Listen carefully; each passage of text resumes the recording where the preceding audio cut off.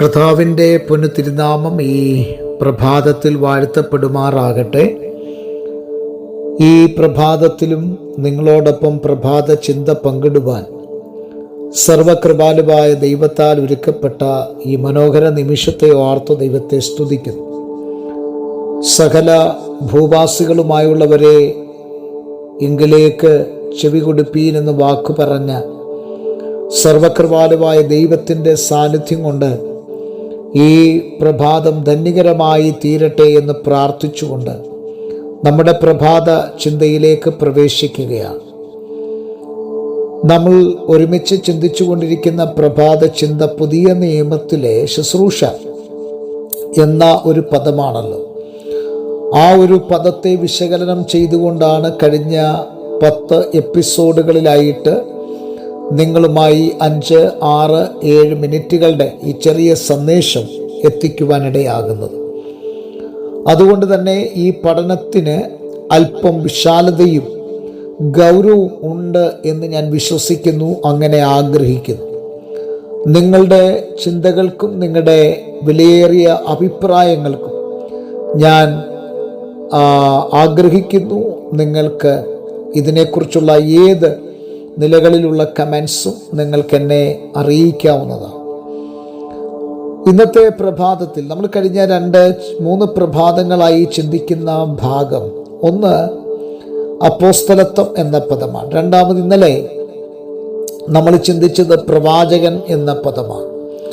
ഈ പ്രഭാതത്തിൽ നമ്മൾ ചിന്തിപ്പാനായിട്ട് ആഗ്രഹിക്കുന്നത് ഉപദേഷ്ടാവ് എന്ന പദമാണ്. ടീച്ചർ എന്ന പദമാണ് ഇംഗ്ലീഷിൽ കൊടുത്തിരിക്കുന്നത്.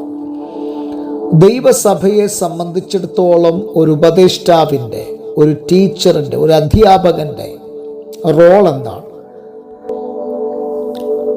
ഒരു കേവലം കുറച്ച് പാഠങ്ങൾ പഠിപ്പിച്ചു കൊടുത്തു അങ്ങനെ ആ പാഠങ്ങളിൽ ഒതുങ്ങുന്ന ഒന്നല്ല ഒരു അധ്യാപക ജീവിതം എന്ന് പറയുന്നത്. ചില പോയിന്റുകൾ നിങ്ങളുമായിട്ട് ഞാൻ പങ്കുവെക്കാം.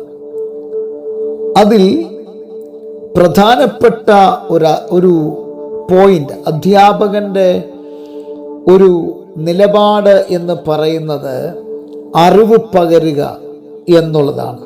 ടീച്ചിങ്, പഠിപ്പിക്കുക. ഈ അറിവ് പകരുന്നതിൽ ഒരു അധ്യാപകനുള്ള പങ്കെന്താണ്? ഒരു തലമുറയെ, തൻ്റെ പക്കൽ കിട്ടുന്ന ഒരു തലമുറയെ രൂപപ്പെടുത്തുന്ന ഒരു വലിയ ദൗത്യം ഒരു അധ്യാപകനുണ്ട് എന്നുള്ള കാര്യം മറന്നു പോകരുത്. ലൂക്കോസിന്റെ സുവിശേഷം 6-ാം അധ്യായം 40-ാമത്തെ വാക്യത്തിൽ ശിഷ്യൻ ഗുരുവിനെ പോലെ തികഞ്ഞവനാകും എന്നാണ്. ഇപ്പോൾ ഒരു അധ്യാപകന്റെ ഉത്തരവാദിത്വം പാഠപുസ്തകത്തിലെ ചില വിവരങ്ങൾ മാത്രമല്ല, അദ്ദേഹത്തിൻ്റെ ഉത്തരവാദിത്വം ചിന്തിക്കാൻ, ചോദ്യം ചോദിക്കാൻ, സത്യം കണ്ടെത്താൻ കുട്ടിയെ പഠിപ്പിക്കണം എന്നുള്ളതാണ്. അതുമാത്രമല്ല, വിഷയത്തിൽ പ്രാവണ്യവും വ്യക്തതയും അനിവാര്യമാണ്. ഒരു അധ്യാപകനെ സംബന്ധിച്ചിടത്തോളം നാം പഠിപ്പിക്കുന്ന വിഷയങ്ങളിൽ ആ വിഷയത്തോടൊരു കൂറ് പുലർത്തുക മാത്രമല്ല, അതിൻ്റെ അകത്ത് നല്ല പ്രാവണ്യം നേടിയ ഒരു വ്യക്തിത്വമായിരിക്കണം ഒരു അധ്യാപകൻ.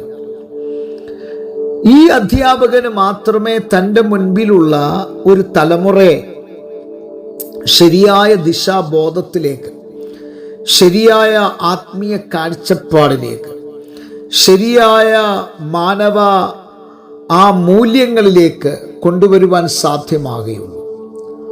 നമ്മളെ സ്കൂളിൽ വിടുന്നത് കേവലം ചില പദ്യങ്ങൾ, ഗദ്യങ്ങൾ കാണാതെ പഠിക്കുവാൻ വേണ്ടി മാത്രമല്ല, ചില ഫോർമുല നമ്മെ കൊണ്ട് ചെയ്യിപ്പിക്കുവാനല്ല.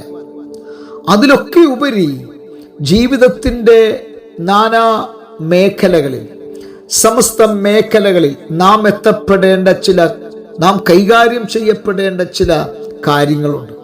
അതിനെക്കുറിച്ചൊക്കെയുള്ള ഒരു പൂർണ്ണമായ അറിവ് നമുക്ക് ലഭിക്കപ്പെടുന്നത് നമ്മുടെ പ്രിയ അധ്യാപകരിൽ നിന്നാണ്.